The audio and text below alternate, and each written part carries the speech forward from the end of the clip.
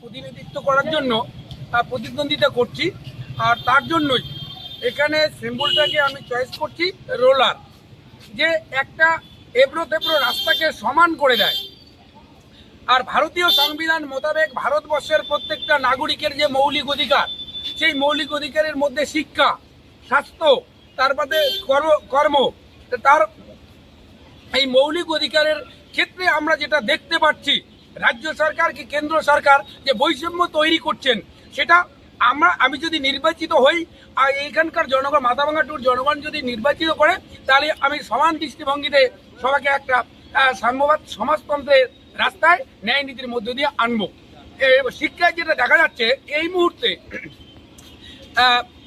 দুই ধরনের শিক্ষা ব্যবস্থা, এলিট সম্প্রদায়ের শিক্ষা ব্যবস্থা, প্রাইভেটকরণ এবং আমার গভর্নমেন্ট পরিচালিত শিক্ষা ব্যবস্থা।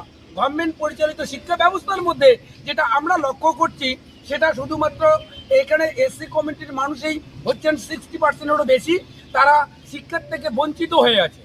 তো আমি এই নির্বাচনে নির্বাচিত হলে এই মাথাভাঙা কন্টিনজেন্সির মধ্যে যতগুলো প্রাইভেট সেকশন আছে সেগুলোকে বন্ধ করে দেব, যে একই জায়গায় একটাই শিক্ষা ব্যবস্থা চালু করা হোক, তাতে প্রত্যেকটা এই যে শ্রেণীবিন্যাসটাকে একটা সমতার মধ্যে আনার জন্য আমার পদক্ষেপ হবে।